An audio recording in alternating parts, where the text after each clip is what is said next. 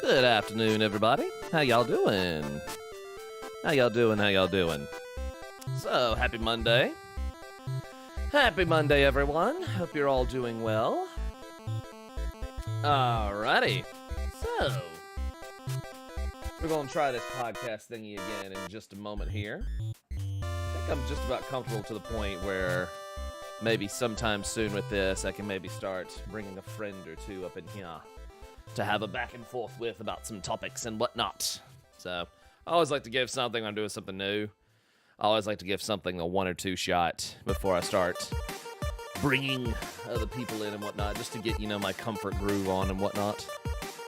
Because it is just me talking and whatever. So, I hope y'all are having a good Monday. It finally,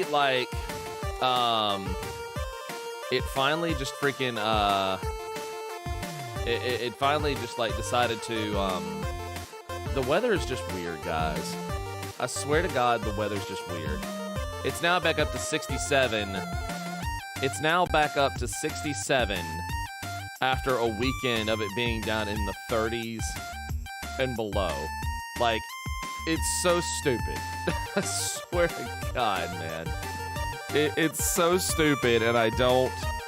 It's so stupid, and I don't understand it. I really, truly don't. Here, I'm just gonna flip it over to the scene right here real quick before I get into where I want to get into.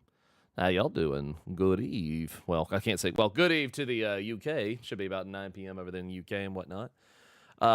Good morning to people over in Asia. And good afternoon to those in North America. How y'all doing? What's going on? So, I got a few things I do want to talk about today. Pardon me while I get some caffeine in my system here. Man. How was y'all's weekend? Was it good, Batsy? Was it good? Doing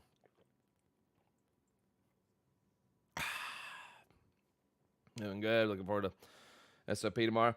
I've got it pre-ordered, but I don't want to stream early access. Just out of personal preference, just because there might be some people that haven't gotten to experience it yet. So I am going to stream it on Friday when it's the full release. I don't know. I thought about doing streaming the early access, but then I was like, nah. I don't want to spoil it. Some people might be waiting for it and whatnot. So I'm going to do it on Friday, also because I want a physical copy, which I should be able to get a physical copy on Friday because I've got it pre-ordered ahead of time, and I can go down there and pick it up. So, I don't know, man. I'm still a sucker for physical games. I can't help it. I just can't help it. Oh, man. But, yeah, it was an active weekend. It was an active weekend indeed. I don't know, what's something interesting that happened to you guys and girls over the weekend? Excuse me, can't breathe. 1 second. Can't breathe out of the right nostril over here because sinuses are running crazy. So I'm just kind of warming up the voice a little bit here before we get into our topics to talk about.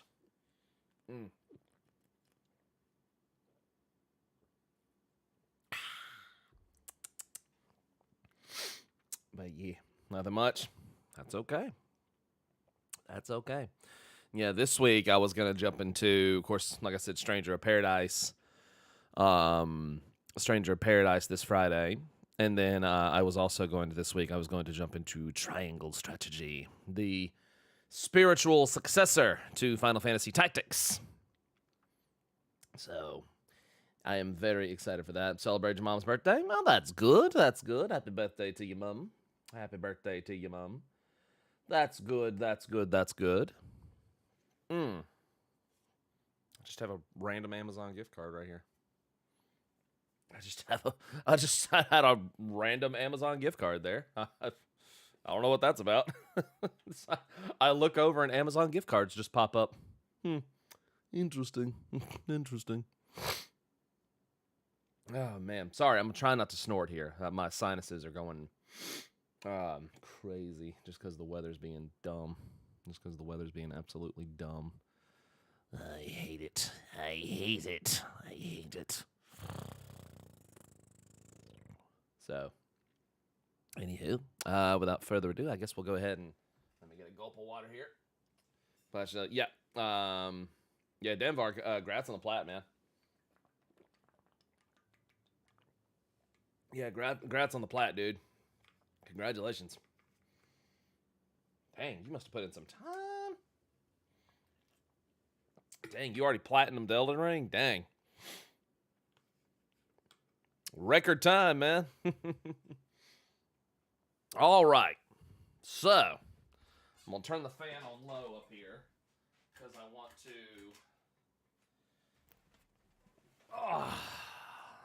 because I want to do this.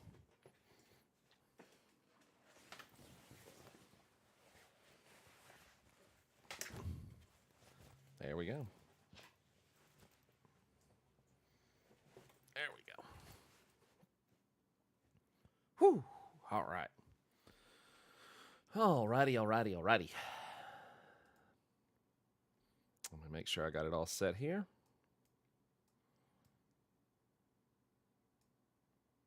All right. Good stuff. All right.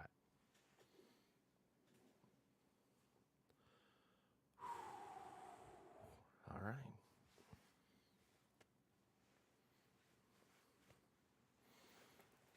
All right. Let me hit that record button. There we go. Sorry, I got a little distracted there.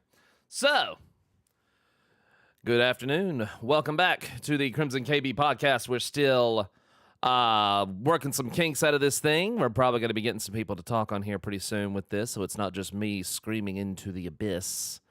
Got a few things wanted to share an opinion on, have a discussion on, all that Gucci stuff.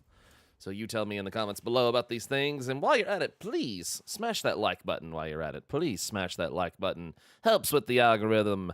And if you're not subscribed, please, by all means, hit that subscribe button for daily content, live streams, podcasts, all that good stuff, Batsy. Appreciate you guys for tuning in today. I hope you're having a wonderful day. So, some interesting tidbits I was going to talk about today. The first one is kind of an area that I'm not completely familiar with, and that is drama between individuals or pertaining to individuals within a certain community. Now, this happened over the weekend, and I'm going to go ahead and shift it over to the scene right here so you guys can see the context of what I am referring to. So, over the weekend, for those of you that are frequent in the World of Warcraft community, you probably know about Taliesin and Evitel. Big-time World of Warcraft content creators have been doing it for many, many, many years. Very successful, and quite frankly, very much deserved success. They're very, very, very good at what they do. They are very clear and concise on talking to people about details about certain patches, certain things pertaining to the game, about the game, and around the game. So very well-informed individuals right there. They're a husband and wife that do this content together, which is a neat, dynamic. You don't see that too often.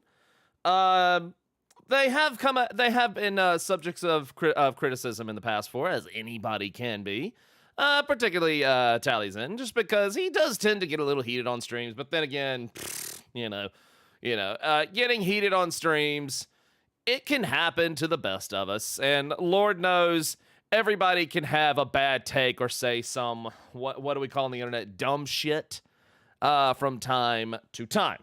So it happens to the best of us, but some people may refer to Taliesin and Evitel maybe as white knights of World of Warcraft. And while I do have my own personal issues pertaining to World of Warcraft and its current state and the company in charge of it, I don't judge people for the games they play. I just don't. I've quite frankly, I'm too old for this as far as that is concerned when it comes to people's taste or preference in gaming. When I was younger, of course, this might have been a thing that I would be like, oh, you play that? Well, you're a pissant or something, probably. Lord knows we've probably all been there at one point or another in our lives, So it is, that is what it is. The thing about that kind of behavior is whether you grow out of it or not. Quite frankly, especially with how things are going with the current, if you would consider it even a console war, and how people get on the Twitter and just try to digitally assassinate each other through mean tweets about how if you're a PlayStation fanboy, a PlayStation pony, or an Xbox, numbnuts or whatever, and how you're just a putz and need to go touch grass because you like this game or console. I've always said it, and I've said it before, the only console war that ever mattered was between Super Nintendo and Sega Genesis, because when that console war happened, it was fun. Or if you want to go to a greater extent, Nintendo and Sega, because that console war was actually fun. Of course, we didn't have social media back then, so everyone has a soapbox now. But regarding this, there's another individual in this cacophony of things that happened. Ben Grandblade, another interesting figure in the WoW community. Pretty big little following there.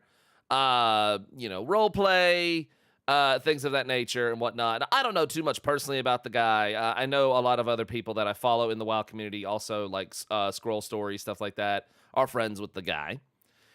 And you could say he's had a heated opinion regarding World of Warcraft. Now, heated opinion is putting it mildly. The guy has come off as very incensed when it comes to this game and defenders of it. Now, like I said earlier, I'm not a fan of the current state of retail WoW in particular. I'm not a current fan of its current state either. A lot of people are not. Even with the current patch with Xerath Mortis and everything, a lot of people are not happy, especially with the wet fart ending that was the jailer. Some people have even fired back at me, for the reaction I had to his death, saying I was, hamming it up and things like that. But quite frankly, look, whatever. Everybody has an opinion. It is what it is, and I'm not taking it personal, This guy does tend and has had a history of going a little too far at times. And in this case, what happened, for context. So Taliesin streams, and sometimes Taliesin gets a little heated on his stream. Sometimes he'll get in arguments with his chat. Sometimes he will yell at his chat, Now, I don't know these people personally. I don't know what they're like in person. But what I do know is this. Taliesin and Evie just recently had their first little one. And congratulations to them. Lord knows, becoming a parent is a big decision and is a whole nother level of responsibility that, try as you might, you're never fully prepared for.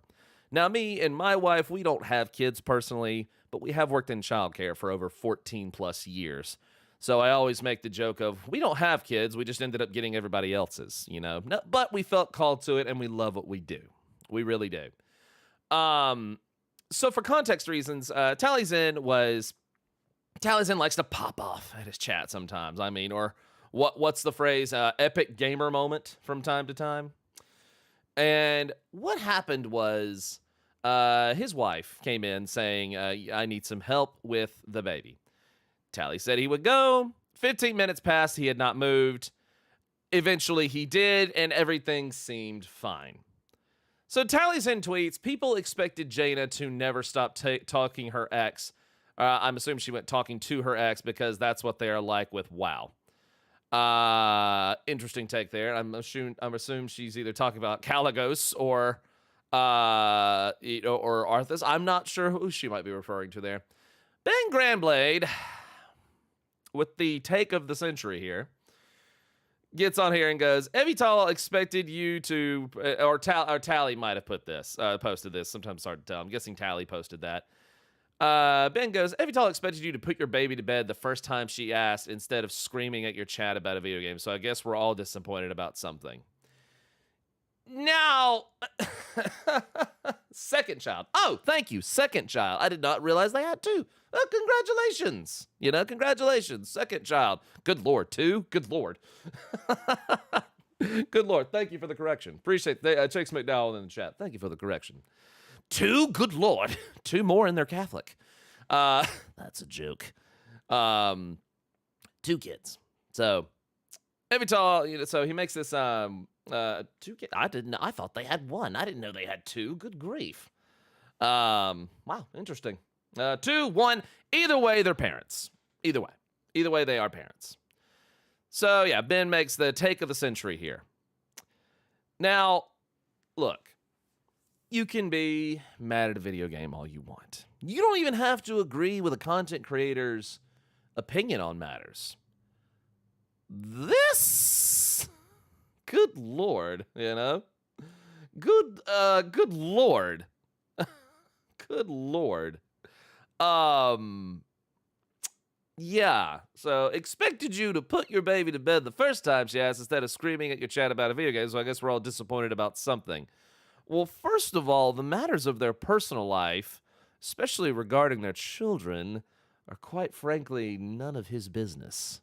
And especially, even though she on stream might have said that she needed help, quite frankly, that was not his place to bring that up.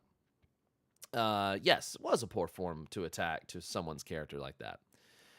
Taliesin responds, LOL, this personal attack with about as much zing as a stiff shit is about all you've got, Ben. Back on mute you go, chum. So apparently there is, and obviously there is some history between the two here.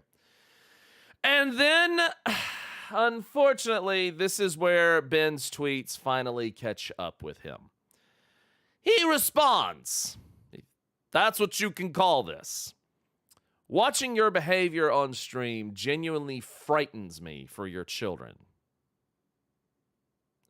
You do not come off like a person fit to be a father when yelling at a random guy you don't know about a villain in a video game takes priority over your wife asking you to take care of your infant child.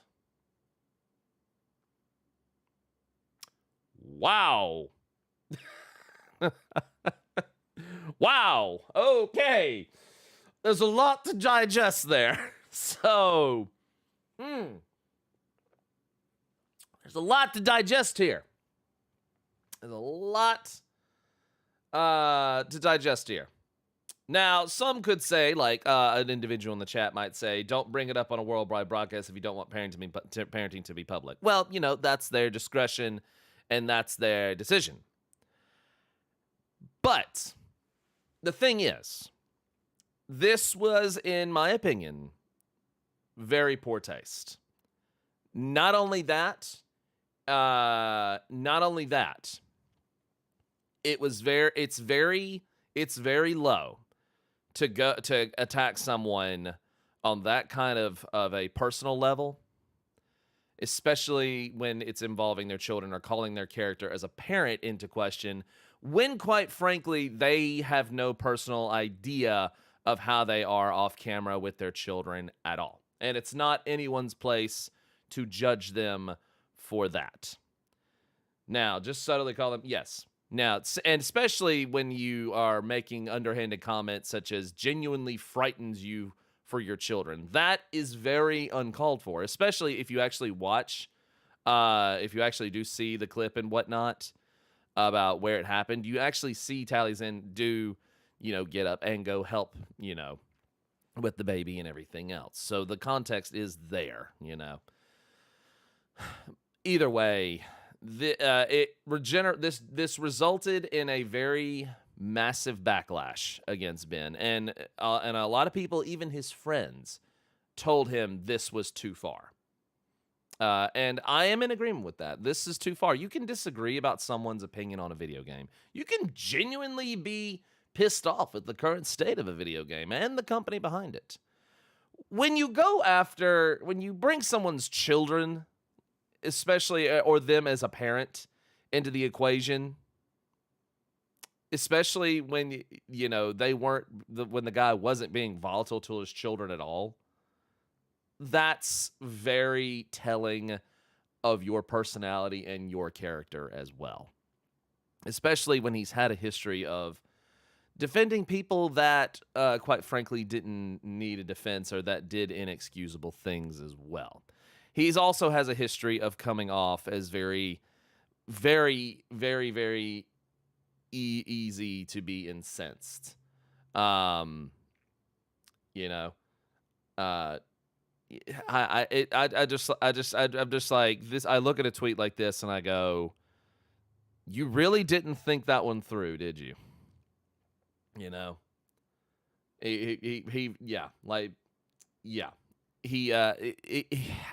I said, at the end of the day, this is just a video game. And like I said, can Taliesin get very heated on his streams and very overly passionate and just sometimes argue with his chat? Absolutely. It is what it is, Every streamer at some point or another has gotten into an argument with their chat. It happens. Do I think Taliesin is a terrible person? No. Has he said some dumb shit? Yes. Yes. Lord knows we all have. We've all at some point or another said some dumb shit. I don't know what that is. Some might say it's a short man complex. I don't know what it is. But the resulting backlash was pretty rough. To say the least. Especially, for example, people saying things like, daily reminder that Ben Grandblade defended and excused his friend who was found to be doing romance grooming RP with an underage character. I don't know that now. Again, take all of these with a grain of salt. Not surprised Ben Grandblade had to attack someone's parenting skills to try and make a point. Human male paladin for sure. I don't know about the human male paladin for sure, but had to attack someone's parenting skills to make a point. That is, again, that's very uncalled for. Ben Grandblade is for the few people I have unmuted. There seems to be a very big history here with the guy's responses and takes against people, like, for example, T&E posted a joke about how people treat WoW like an ex. And there's some truth about that. Then Ben Grandblade commented about some drama on stream about Taliesin saying no to helping with the baby while having a lore debate with someone and said he was a bad father and he feared for his kids. Now, the thing is, no, he did not say no about helping with the baby. He just might have taken maybe a bit too long. But you know what? Look, their parents to their own kids, that's for their own discretion, Also, Ben Grandblade is a cordial worth of red flags. The man likely beats women, babe. Now, I don't know about all this. Then because again, this person doesn't know them personally. More than likely, no, I don't know about all that. You're only sorry because you got backlash. And yes, he did make a public apology. Like he should have, after he got called out. For context, that is what happened. He responds with, okay, dragging his ability to parent into it was too far. I'm sorry. Indeed, it was too far. Pulled his tweets about T&E, not attempting to hide what I said since I know there are screenshots of it. I've been told by some that deleting it is the right move, and by others that leaving it up is also the right move. Just want to make it clear what I did there. You made a shit post. You instantly regretted it, and you deleted it. That's what happened. As is wont by people to do that make shit posts. 9 times out of 10, they delete it. Ben Shapiro, however the hell you say his name. I apologize if I said it wrong. Ben Shapiro made a comment towards Mark Hamill over the weekend. And Mark Hamill was calling out BS about the Don't Say Gay thing down in Florida. Holy shit, Anders, thank you for the holy shit. Thank you. That's quite a lot there. Holy shit, thank you. Now, That's SEK currency, everyone, not US dollars, but still, nonetheless, thank you so much. That is very, very, very generous of you. That is very, very generous of you. I do appreciate that. It is very, yeah, no, if he had done $5 grand, oh my God, wait a minute. Oh shit. Oh my God, that's still like $500. Holy shit. Excuse me. Holy shit. I need to take a second. Holy shit. Holy shit. Holy shit. Anders, oh my God. What the hell? Holy shit. That is a lot. Because I just did the conversion to see how much it was, and holy shit, dude. That is extremely generous of you. Holy shit. Wow.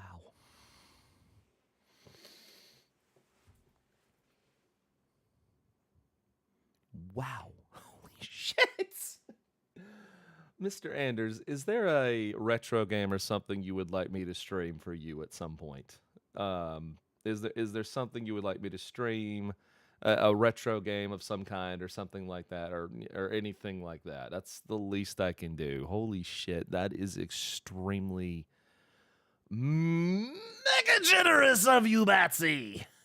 That is extremely generous of you. Holy shit, dude. Wow. Wow. And Anders Oberg derailing the podcast with generosity. And Anders Oberg, thank you. That is unbelievably kind and generous. Holy shit, dude. Yes, Mr. Mrs. Ghost Robot, yeah. Wow. Holy shit, dude. Wow. Whew. Goodness gracious. Okay. New rig? Maybe. Yeah, maybe. Excuse me. Hold on. I don't like to snort into the mic. It's rude. And Anders is a dreadlord working for Grandblade to derail the podcast to fulfill the plans. That's terrible. That's terrible. That's terrible, and you know it is.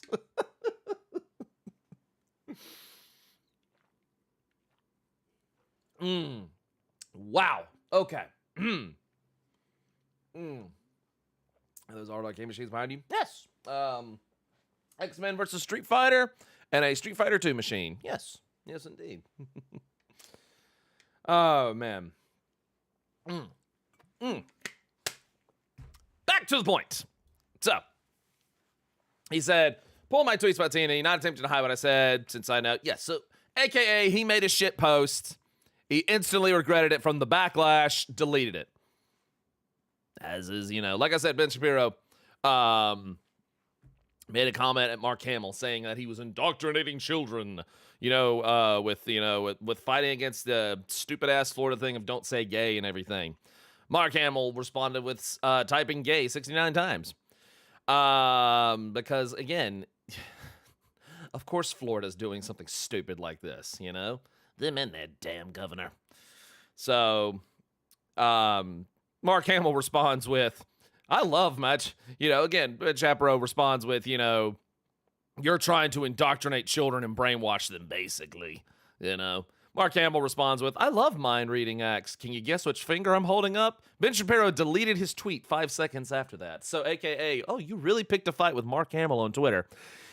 You just deleted yourself. So, people make... Nice, exactly.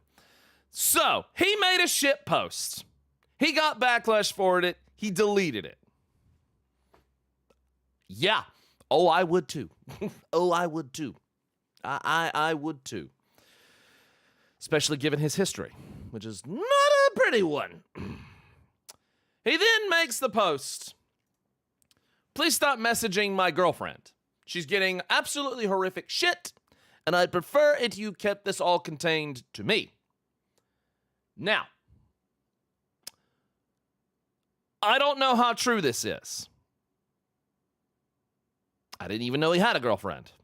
I'm surprised someone with his kind of takes and behavior has a girlfriend, to be quite honest. I would think that his behavior is unattractive.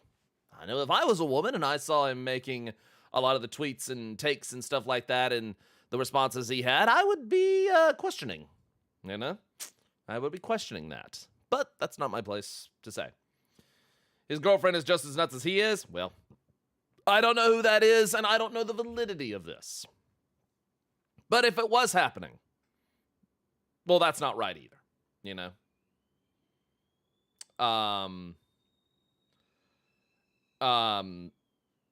You know, that's, you know, I don't know if that's really happening. I don't know the validity of that. But if it is, that's not right either. And she wasn't, especially when it's someone that wasn't involved in the situation, they shouldn't be dragged into it either. That's not right either. People's significant others should not be attacked for the stupid shit you say on Twitter. And people even question, you know, if that's really happening.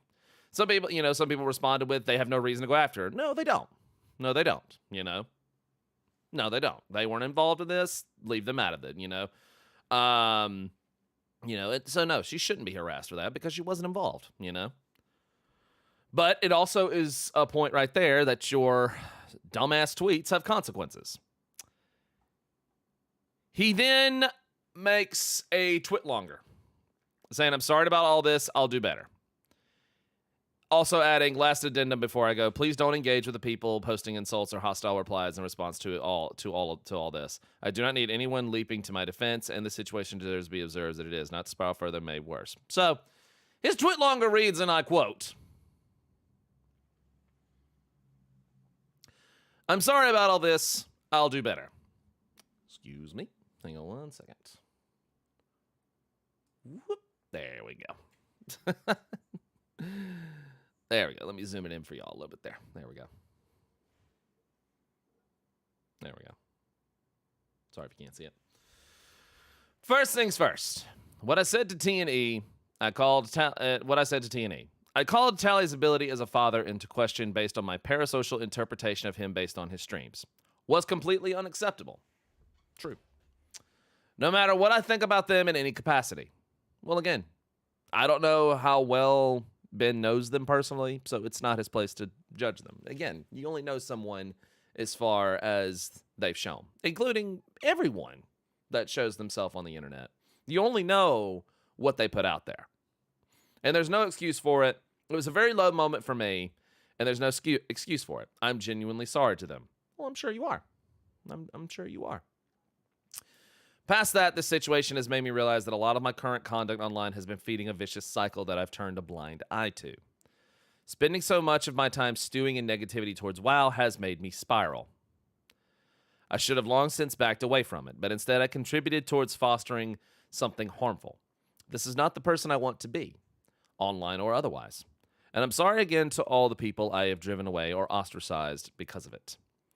Lastly, I'd like this situation remained contained to me specifically. My actions were mine alone, and they were not spurred on by anyone else. I was taught down by people close to me. Yes, a lot of his friends called him out on this, as they should have. Collateral damage towards my friends or people associated with me is completely unfounded and wholly misdirected, which is true. Especially if they had nothing to do with this. I'm going to step away for a while. It was long overdue. Again, I am genuinely sorry for all of this. And I do not want to return until I'm not the person who thought it was okay to cross the line I did.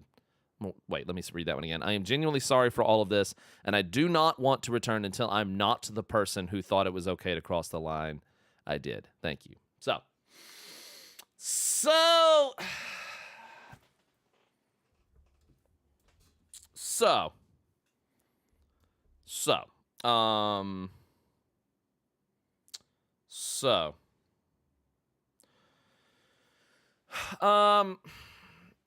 the thing is,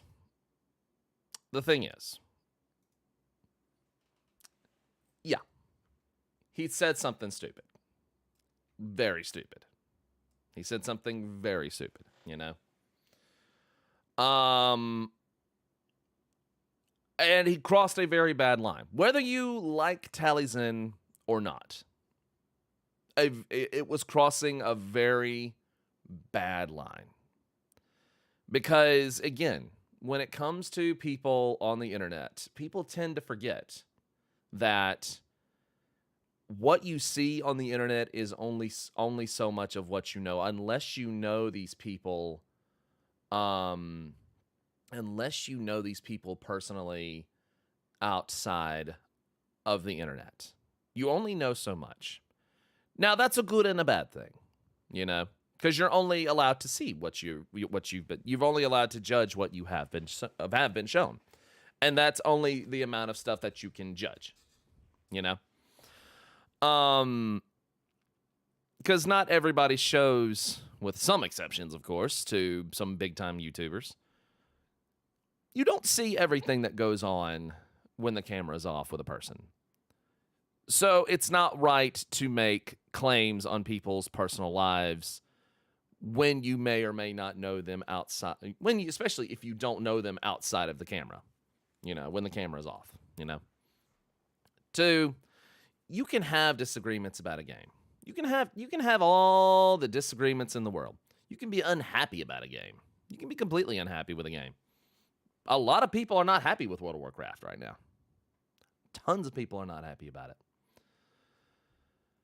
That's the fault of the company, not the content creators themselves. You could even say, even if you say that Taliesin and maybe some other content creators white knight for the game, you know? If they do, they do.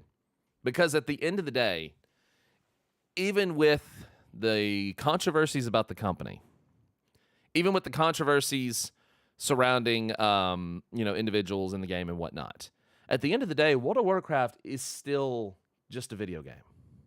It's just a video game. And for all of you that have been involved with the World of Warcraft community, I'm sure at some point or another, every community has its turns, but I'm sure at some point or another, everybody has had a very bad experience with someone in World of Warcraft. Because, again, every community has their turds. Lord knows every community has their turds. I personally have, and this is not a knock at World of Warcraft itself. This is just my own personal experience. Some of the worst people I have ever encountered on the internet came out of the WoW community. Now, that's not a knock at the WoW community. That's not a knock at World of Warcraft. That's not a knock to the people that enjoy the game. All I'm saying, from my personal experience, some of the worst people I've ever met were through this community. On the flip side, some of the best people I've ever met have been through this community. One of my dearest friends, it's still one of my dearest friends to this day. 2 of my dearest friends. One I knew outside of the game, and we became even better friends through it. And one of them I met through the game itself. And we're still great friends to this day. You know? There are many people I still consider friend, and still call friend, and still maintain contact with through this game. But like I said, on the flip side, there have been some terrible people that I have met through this community. There have been some terrible people I've met through this community. I don't maintain contact with those people. For good reason. But at the end of the day, people need to remember, you can be mad at a video game all you want. You don't have to agree with a content creator's opinion. There's people that don't agree with my opinion, and that's fine. I don't lose sleep over it. You shouldn't throw all your eggs into the basket that is the World of Warcraft universe, community, controversy, content creators, to the point that it makes you so incensed that you build up a reputation for it. Because when your anger regarding a game gets to the point that you are getting in fights or making personal shots at someone over them yelling at a live stream, it's not about the game anymore, and it's about your own behavior. I understand that World of Warcraft has been around since 2004. And Lord knows, those were the Wild West days of the internet. And Lord knows, especially I even wager most of you in the chat or in the comments below, I wager that most of you were around for those Wild West days of the internet where literally anything and everything got said and posted and everything else with little to no consequence.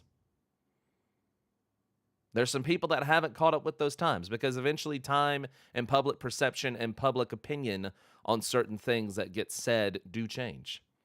There are things that were said back in those days that it's not okay to say that anymore because public opinion on things change. It happens. It's called evolution. It happens. My thing is this, at the end of the day, you don't have to like a game. You don't have to like a content creator. You can disagree with it. But at the end of the day, it's just a damn video game. And this kind of behavior is not cool anymore. It's just not. Now. Now. So there's the drama.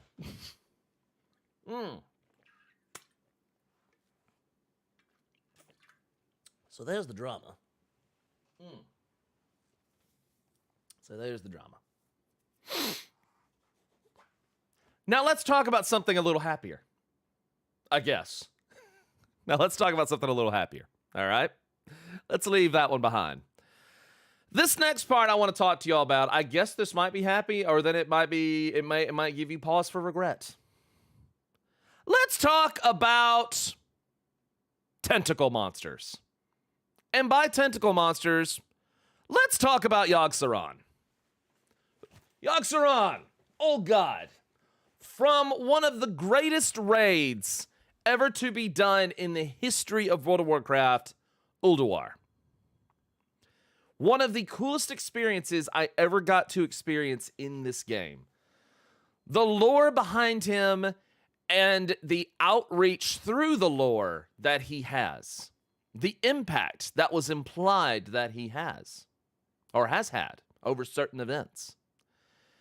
The design of the raid itself, from the bosses to the lore with the Titans to the descent into madness that you go on right before you step into his boss room. All of that build up through your journey in Northrend, leading to this climactic showdown with this old god that was imprisoned.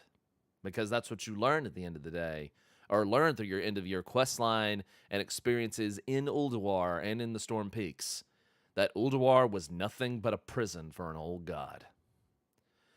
This basically took the idea that they had with Ahn'Qiraj and C'Thun.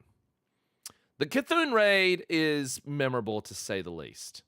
I would dare say that the Yogg Saron encounter was Ahn'Qiraj turned up to 11. The build-up as you descend down into Ulduar and get closer and closer and closer to the end is one of those moments in video gaming and one of those experiences that is very hard to put to words. The music build-up, the atmosphere, the seeing, the Twilight's hammer, and all of those guys that are followers of the old gods, seeing these individuals and monsters and creatures down here, and you slowly but surely, and you had not seen them the whole time in the raid, and then you finally realize these guys are here. And if you had played World of Warcraft for quite a while up until that point, you knew very well who the Twilight's Hammer were. You knew very well who these people were. They were followers of the old gods, and they wanted to bring back the Black Empire, the Age of the Old Gods. So when you start seeing these followers, when you start seeing these followers and you start seeing these abominations and these aberrations, from, that were, are, creations and followers of the old gods, when you start seeing these creations, you start to realize more and more and more, there's an old god down here. This is a prison. And you get closer and closer and closer. And then when you actually go into the encounter with Yogg Saron and the build-up with the NPC there, and I don't want to spoil everything if you've never done the Yogg Saron encounter in Ulduar. The build-up to it And then when he finally emerges out of that pool of Saronite, it is one of the most epic things I had ever encountered in World of Warcraft to this day. And the fight itself is still one of the most epic things I've ever done. It's unforgettable. When you do the Yogg Saron fight, you never ever forget that fight. Whether it's now or whether when it was current or even when it was harder, you know? The reason why I'm bringing up old Yogg. Well, the reason why I'm bringing up the old Yogg.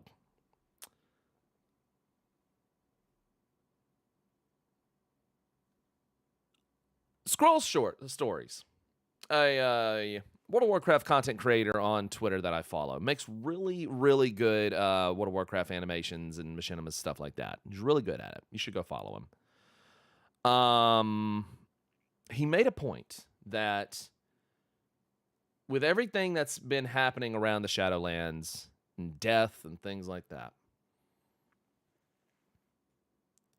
this was a very good opportunity, instead of going in the direction they could have, and even writing off what they were doing with Battle for Azeroth with N'Zoth, the Black Empire, and everything else. How cool and appropriate would it have been if after the N'Zoth patch in Battle for Azeroth, with World of Warcraft Shadowlands and the Realm of Death and the Afterlife, stuff like that,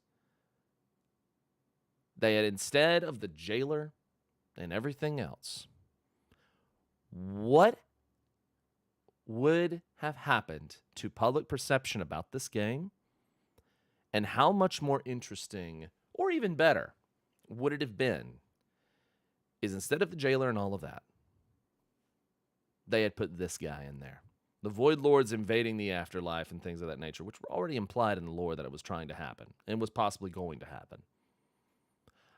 I say pull the trigger. They should have pulled the trigger and done it. Why? Besides his, self-proclaimed, title of the God of Death. His very occupation is being the old God of Death. His very titles himself, the lucid dream, the monster in your nightmares, the beast with 1,000 maws, the fiend of 1,000 faces, the god of death, that which must not be named, hope's end, master of fate. There's a lot to Yogg Saron. And not only that, when you do the encounter, you see something that is very interesting about the lore itself. For those of you that don't know about Yogg Saron, here's the deal. Yogg Saron is one of the 4 old gods of Azeroth, mysterious and dread elder beings that were defeated and sequestered by the armies of the Titans during the world's primordial ages. Upon its fall at the hands of the Pantheon countless millennia ago, Yogg Saron was imprisoned inside the Titan complex of Ulduar, within the depths of what will become the continent of Northrend. Yogg Saron is responsible. And I want y'all to think about what I'm about to say here. With all of this thing about how the Jailer was behind everything. Think very carefully of what I'm about to say here. Yogg Saron is responsible for many horrors suffered by Azeroth. In an attempt to escape its prison, the old god corrupted the Titan-forged keeper Loken and turned him against his own brethren, resulting in the death of Tyr, and created the Curse of Flesh, a malaise that turned countless Titan forged into mortal beings of flesh and blood. The very reason the races of Azeroth are flesh and blood is because of this old god. He is the reason. He is the reason all of the races of Azeroth are flesh and blood, because he inflicted the curse of flesh upon them. AKA, this guy is kind of the races of Azeroth. In a weird way, he's kind of the maker of the races of Azeroth through that very twisted process. Millennia later, Yogg Saron also corrupted the World Tree and Yggdrasil, forcing its Night Elven creators to cut it down, but not before the old gods secretly managed to open a gateway into the ethereal spirit world known as the Emerald Dream and plant the seed of corruption that would later grow into the Emerald Nightmare. This guy, this old god, is responsible for the very creation of the Emerald Nightmare. This old god right here. This one. This specific one. He later returned in Legion, where his whispers could be heard through the halls of Ulduar again. If you don't think that Yogg Saron isn't a big deal, think again. He's a very big deal. A very, very big deal. Responsible for the creation of the Emerald Nightmare. Influencing, Loken turning on his brethren. Things of that nature. And. That's not all he did.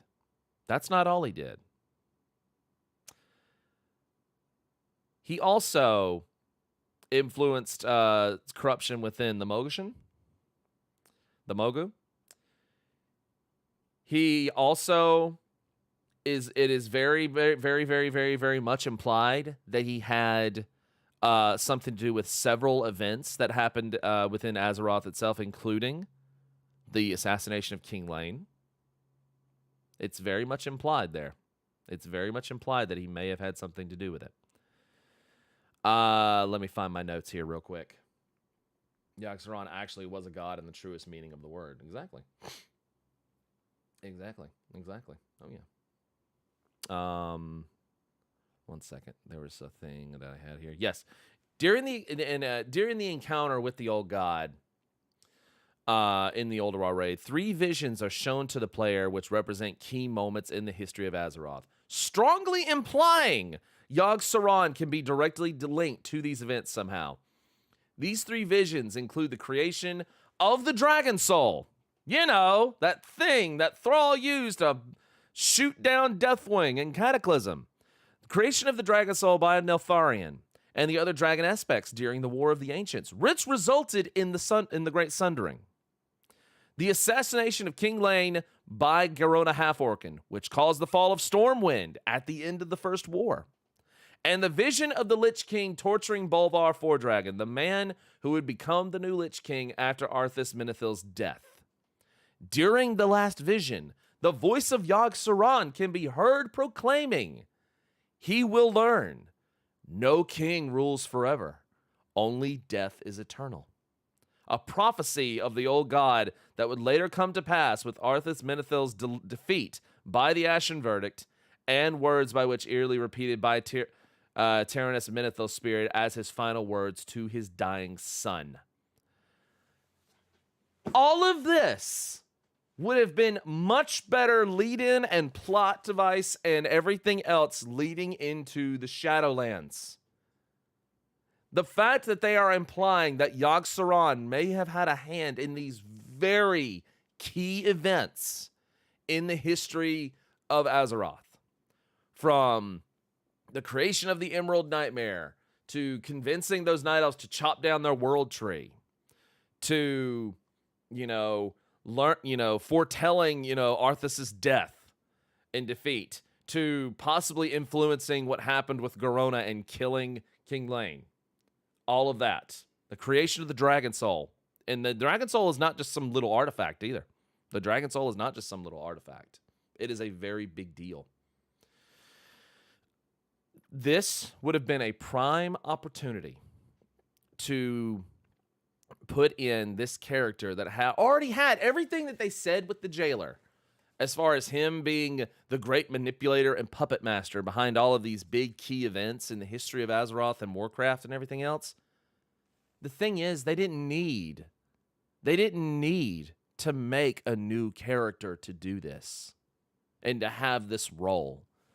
They already had one.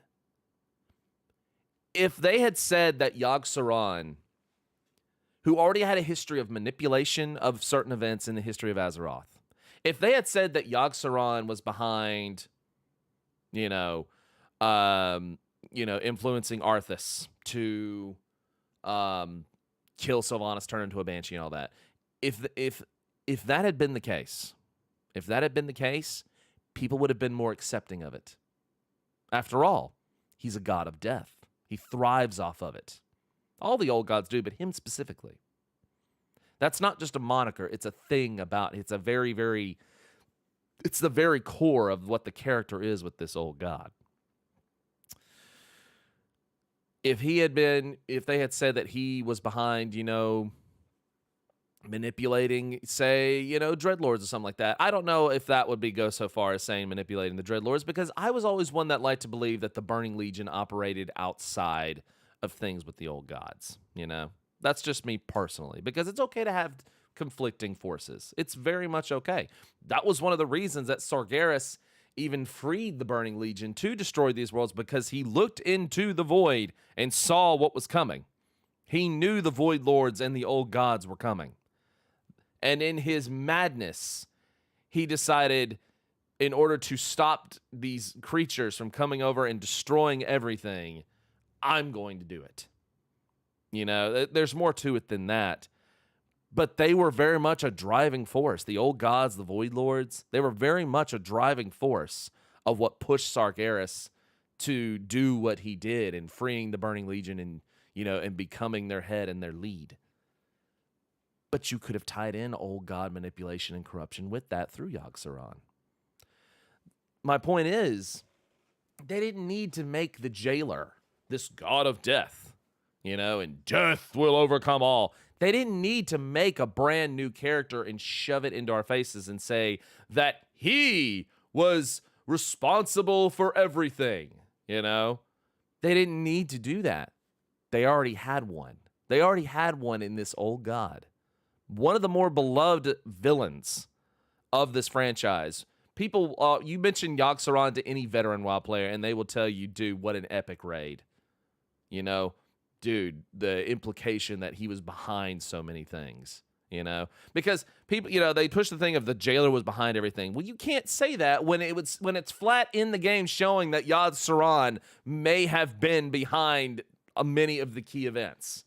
You can't say that this character did it when this guy was already doing it, and it's like, what are they going to say? That, the jailer was manipulating, Yogg Saron? Give me a break. Give me a break. I'm sure that might be an excuse of theirs. I don't know. But here's my thing, Chad. Do you honestly believe for a moment, if the jailer went up against a fully unleashed Yogg Saron, who would win?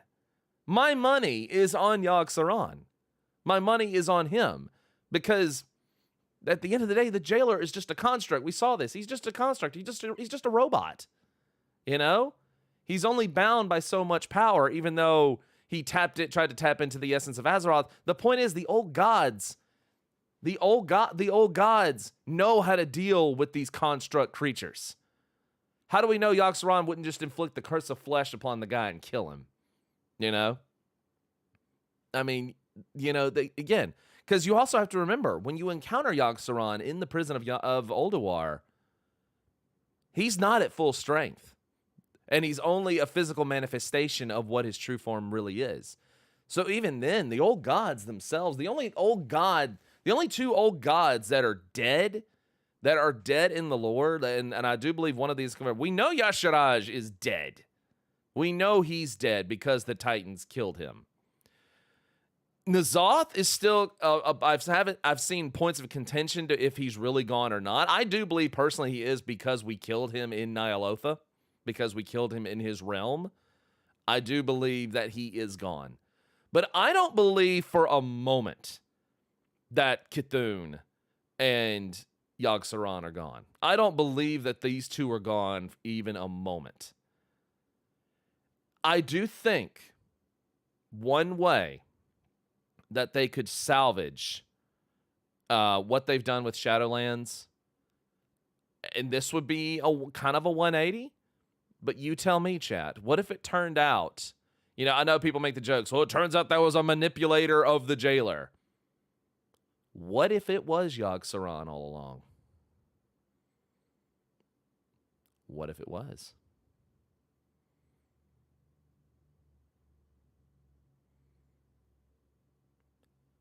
Would that be an accepted twist to the World of Warcraft lore if it turns out Yogg Saron was manipulating the jailer?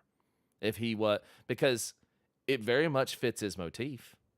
I think it would be an acceptable thing, because that's the point of the old gods, is manipulation. That's one of their greatest tools, especially this guy. Someone in the chat just said, what if the Curse of Flesh exists because Yogg knows way more about Zereth Mortis than anyone in the Shadowlands would want? I think that would be an acceptable plot device. I think that would be very acceptable. I think it would work. But what it all comes down to is this. One, putting him into this plot and using him properly. Because if they are going to go this route, and if they had gone this route, the entirety of the expansion should have been about him. I said before the last patch of Battle for Azeroth, the whole last patch, the Black Empire patch, the Visions of N'Zoth, there should have been a Black Empire expansion. I still, to this day, still say there should be a Black Empire expansion. I still say this. People know what that is. And the entirety of the expansion should be combating the old gods in the Black Empire. Going to Nyalotha, the Black Empire, the realm of the old gods, dealing and fighting them on their turf. And building up to growing stronger and dealing with them there. Because it's the only way to get rid of them permanently is to face them on their own turf. But that itself lies the challenge. How do you defeat? The only way we barely defeated N'Zoth. We defeated him by BS means, with the Heart of Azeroth and everything, and firing the hype laser. But we don't have access to that anymore. I think if properly inputted, I think there is a chance they could still go this route. I doubt they will, but it goes to show we didn't need the jailer. We didn't need, the excuses of the jailer was behind everything.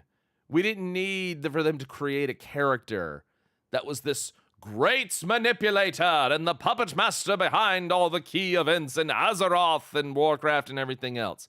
We didn't need a new character to have it shoved in our face. We already had one. They already had one. He was right there all along. I think it was very stupid that they went the direction they did when the answer was right there in front of them all along. That's just my opinion, of course. So, because it would fit Yogg to a T. It would absolutely fit Yogg Saron to a T. It absolutely would. It would fit him perfectly. It would fit, it was there. It was right there. It was right there, guys.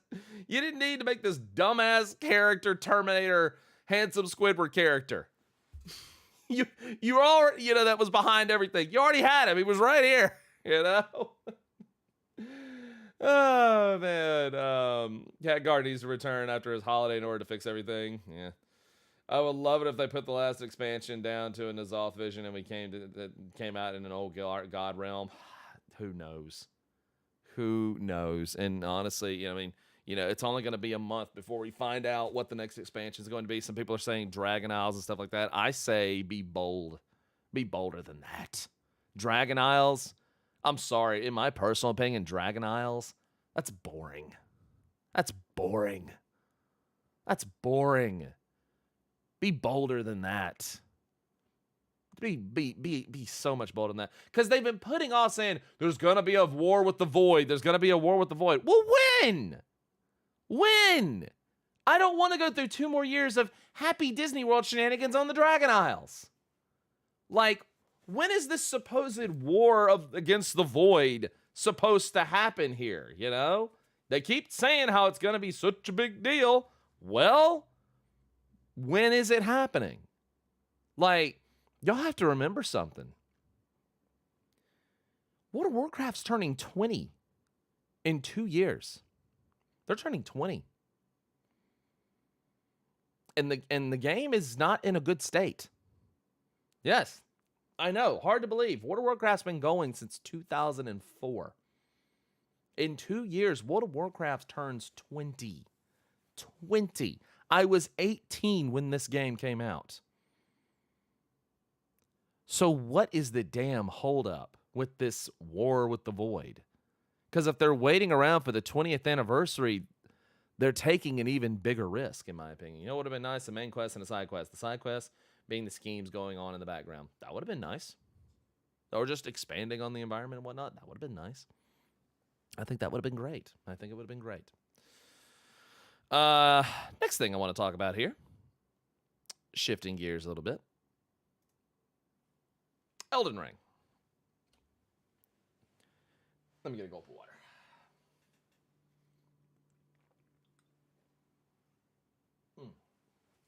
Excuse me. Elden Ring has been nothing but a success. It has been absolutely nothing but a success. Just by going off the Steam numbers alone, all-time peak 9 days ago with 953,000 plus players. Within the 24-hour peak, 681,000 plus with 526, let me refresh this real quick, with 530 plus people that are playing it just on Steam. That's not counting Xbox or PlayStation. That's 500,000 plus on Steam right now at 4:30 p.m. Central Time playing this game right now. And that number's going to go up, as the day goes on. And as you see right here, within its time and whatnot since the beginning of the week or since a week ago, it dipped up to 700,000, or you can't see it because of the thing, but it dips up to 700,000. On March 12th, it jumped all the way up to 820,000, and yeah, it's in a little bit of a dip right now because it's been a week, or it's been a week or two. This game, honestly, is astonishing. This game is absolutely astonishing with the success it's had, because it also proves, with all the talk that people are saying that, the Souls-like game or the Soulsborne games need an easy mode. Elden Ring is an example of, no, it didn't. Did it need some new additions to maybe appeal more to casual players? Of course. But the Soulsborne difficulty is very much still there in Elden Ring. It's very much still there. It's still very much alive. But the difference is, instead of a linear path or somewhat linear path, there is freedom in Dark Souls 1 especially. And having to take the trek of, after you die, going through the stage again and stuff like that. Elden Ring is so much more approachable than past games. For example, let's say you're in a dungeon and you find the boss room and you unlock the boss room, you go in and fight the boss, and then you die. You know what happens? You'll spawn either at the bonfire, which is right outside, or the the mark of grace, or point of grace. I call them bonfires, and I'm always going to call them bonfires. You spawn pretty much right outside the boss room, and you try again. That, in my opinion, is not an implementation of an easy mode. That is refinement of the idea of that was already there and just making it better. And in my opinion, that is better. That is a better approach, especially in an open world game like this that has the utmost degree of freedom that Elden Ring has. You're only bound in Elden Ring by things that are locked off with key items. And even then, you can get those key items. You can get those key items. The amount of freedom you have in Elden Ring is unprecedented. It really is. The combat is easy to understand. The weapon arts and magic system is some of the finest that this franchise has ever had. Like, it really is. Like, spellcasting is fun. Incantations are fun. In the many things like the beast incantations, the pyromancy, the madness incantations. There's all kinds of different, trees and schools of different kinds of magic and spell flinging that this game has. It's unprecedented. Bleed builds are actually good again. You have the ultimate freedom with any kind of a build that you want. And let's say you wanted to change it. Well, changing it is not the most difficult task in the world either. And I compare it to how they did things in, like, Dark Souls 1 and Bloodborne, where, you know, if you, whatever you decided for your statistical loadout and your build, that decision was final. Now, there's a good thing and there's a bad thing with that. It is an old school hardcore approach where every choice you make has consequences to them. And that's fine. I still say that, you know, especially if you like that hardcore approach, that's fine, you know, and it's okay to have that, you know, it's okay to have that implementation of a game mechanic in your game. There's nothing inherently wrong about that. The only thing about it is it might not be everybody's cup of tea. And that's fine. And that's fine. If that kind of play style isn't for you, then it isn't for you. You know, some people love that. And the reason why I know that there's nothing inherently wrong with that style of play, well, just look at the success that Dark Souls has had over the years, and it shows you right there that there's nothing inherently wrong with it. The franchise itself has been a massive success, especially when you can say that your game created an actual subgenre, you know? It did. Look at all the games now that are based off of Dark Souls or that were inspired by Dark Souls. You can't say that, you know, again, excusing the bullshit, you can't say that Dark Souls is a gatekeeping type of game and discourages people from playing when you yourself, the player, are the one that are making the choice to quit. You know, the game's only over when you quit, you know, and some people think the term "get good" is a bullying phrase. It's not. It's not. It's about getting better. It's about improving. It's about persevering. It's about thinking and not repeating mistakes. Elden Ring is a lot more approachable with this. It is far more approachable with this. I've known several people and friends of mine that were not fans of Dark Souls, which is fine, that were not fans of Bloodborne, and ended up loving Elden Ring. Because I do honestly believe in Elden Ring, there's something for everybody here. Asmongold made a very good comparison. He said, you know, if you love the more ranged style of combat and things like that, and this is regarding to maybe you wanted to try, you know, the other franchises within the Soulsborne franchise. You know, if you love the more ranged, quick style of play, maybe Bloodborne is more up your alley. If you like more in-close melee, you know, parrying, things like that, maybe Sekiro is more up your alley. If you like more, you have a massive amount of tools at your disposal and customization and things like that, then maybe Dark Souls is more up your alley. And that's where the games in these franchises really differ. And I really do believe Elden Ring encompasses all of those elements into one really near perfect game, you know? It really is, you know, it's, you know, so for years people said that Bloodborne was their magnum opus. I truly believe now that Elden Ring is their new magnum opus. I really do. And it's going to be hard, especially for me, a guy like me that's been playing, you know, this franchise since Demon Souls in 2009. Since Demon Souls in 2009. And going back to these games and not having the improvements that were made with Elden Ring. And you know, I've always said, you know, don't play Elden Ring like a Souls game. Play it like an MMO. Go out and just explore. You will enjoy the game so much more. And I think people in chat and people in the comments can agree. You will enjoy Elden Ring so much more if you don't try to beat the game immediately. Just go explore. Find things. You know, find dungeons. Fight enemies. Craft items. You know, just go out and get into those areas you may not be prepared for. You know, just go out and explore this world. Because the thing that keeps happening to me is I want to go fight a boss, and then I go off and explore, and when I think I've seen everything in an area, I find something new, and I'm like, how big is this game? I keep asking myself, how big is this game? This is ridiculous. This is ridiculous how big this world is.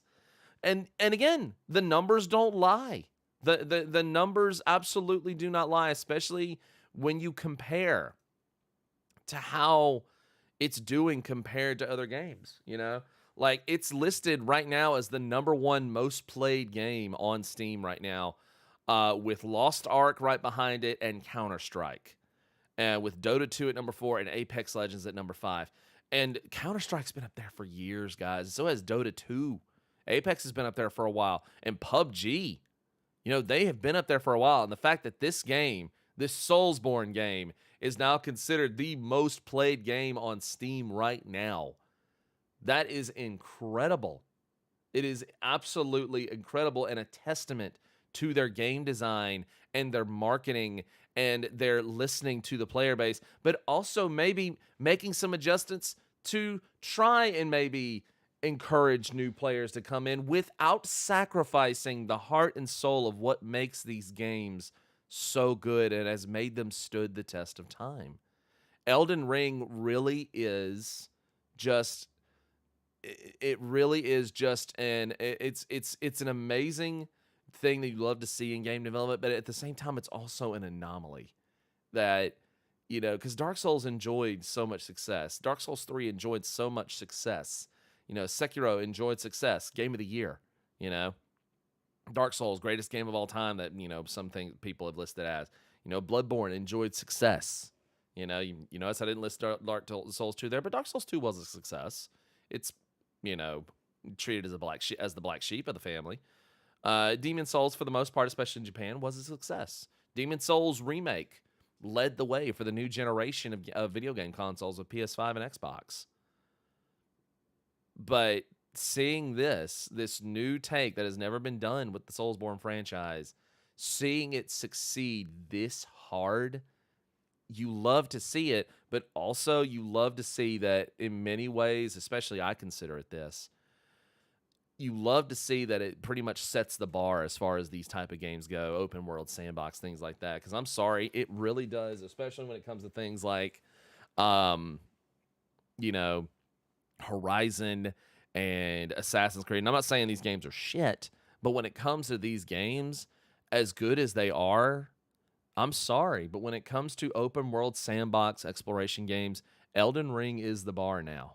And if you're not putting out quality even close to that, in my opinion, you're not trying. You're really not. Not to say that those games are bad, but the numbers don't lie. With respect to Horizon, because it is a console exclusive.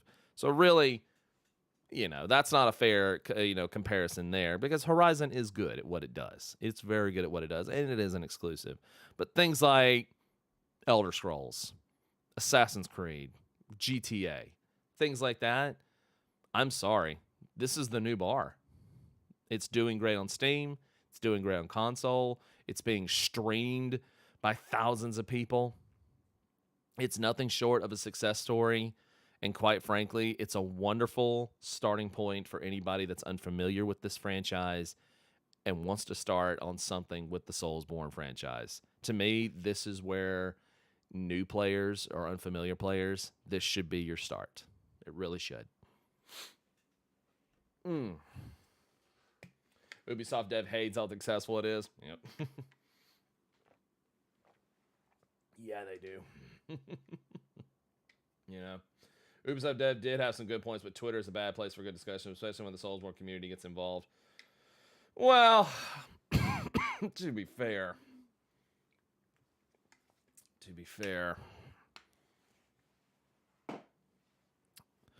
Ubisoft's kind of garbage too, so.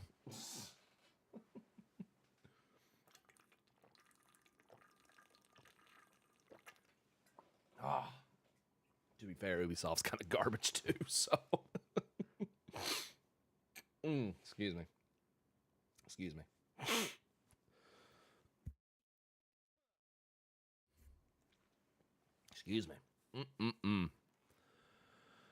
Oh, boy. Uh-oh, did Scott Hall pass away?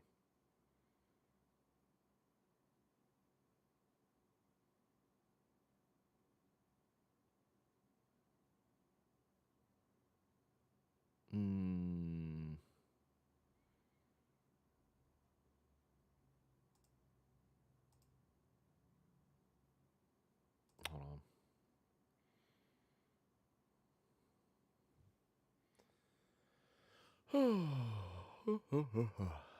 Sorry, I'm catching my breath here for just a second.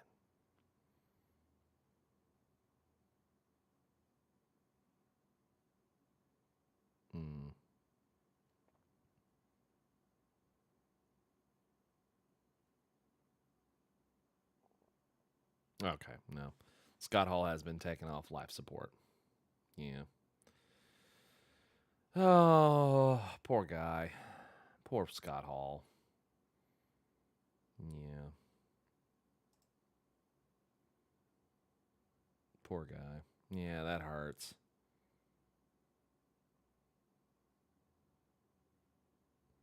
Yeah, the guy like he had well no, he's not not Rip yet. He's still with us. Um he's still with us. Um he fell and broke his hip a while back and there were surgery complications and apparently he suffered 3 heart attacks or something like that. So I mean the guy's kind of had a rough life. I mean he did drugs and alcohol really really bad in the late 90s, early 2000s. That really came back and really affected him negatively. But I mean, he is an icon. Like he is an icon when it comes to pro wrestling, and he's not a bad person at all. Lord knows the guy's demons got the better of him. It really did. Bless his heart. It really did. Bless his heart. So I mean, he's not gone, but they did say that his wife. They did. It was reported yesterday from Kevin Nash that they were going to take him off life support today. So he might go, but who's to say? Shawn Michaels versus Razor Ramon ladder match from WrestleMania 10 is a wonderful match. Oh my gosh, yes. Oh my gosh, yes. Absolutely. Absolutely. Yeah, could not agree more. Could not agree more. Could not agree more. So bless his heart. I hope. I would love for him to pull through, but who knows? Bless his heart. Really been love, nothing but love to his family and whatnot. Poor guy. Oh my goodness. DDP at less to give him his quality of life back. Yeah, DDP honestly gave him his quality of life back, and honestly probably gave him more years than he was probably going to have if he kept going at the rate that he was going. He probably added on a lot more years than he was probably going to have. So bless DDP for that, bless him for that. Oh my goodness. Goodness gracious. How's the team? It's been good. We finished up our I was going to say something about Stranger of Paradise, but I want to see the full game first before I dive into that. So yeah, that was good stuff. Thank y'all for sitting through all that. Thank you for sitting through all of that. I enjoyed those topics. I've never really, especially with the first one, I've never really talked about drama between content creators and stuff before. I've never really discussed that in length, so that was new territory for me. So, there's that. So I've never really gotten into that topic or subject before, so we'll just see. But yeah, I'm enjoying these Monday podcast things and whatnot, and I know I keep starting around the 3:00 area, and I keep trying to back it up, and I need to. Stuff keeps happening, y'all, and it keeps getting backed up. My sleep's still a little wonky right now, and I'm trying to get it backed up closer to noon, like I want to. So, there's that. And again, I have to say, Anders Oberg, thank you for the 5,000 SEK, dude. Holy crap. Thank you for the 5,000 SEK. That is incredible. That's about a $500 donation right there. That was wow.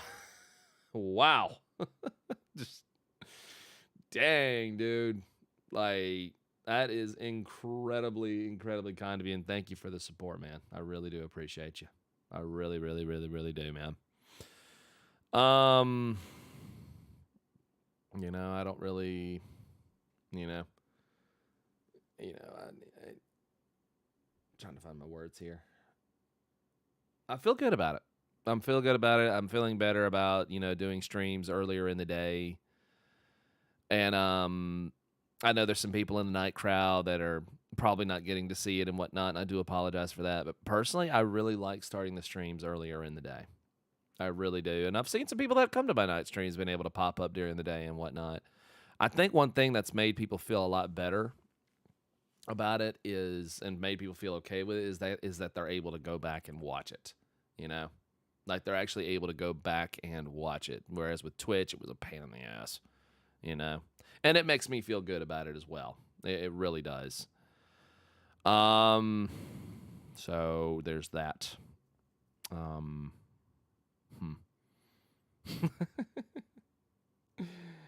Oh, man.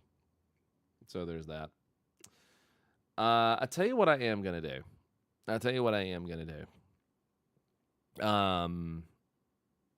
Because I didn't really know what I was going to do after this. I tell you what I'm going to do. I'm going to dip out for about an hour. And then when I come back,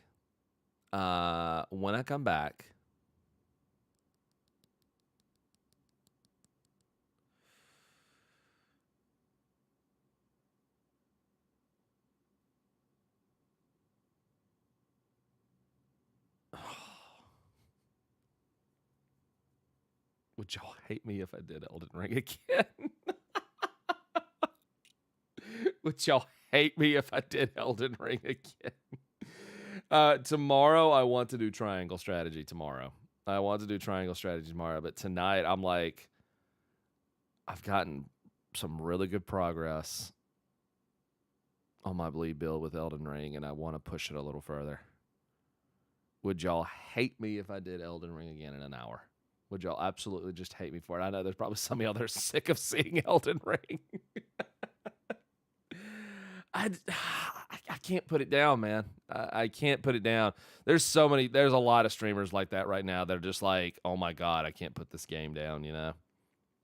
There's a lot of people like that right now that just cannot put this game down. So when I come back, and I'm gonna dip out for about an hour and get this recording set and whatnot. I'm gonna dip out for about an hour. When I come back, I say Elden Ring is good if you can't play it. You're right about that.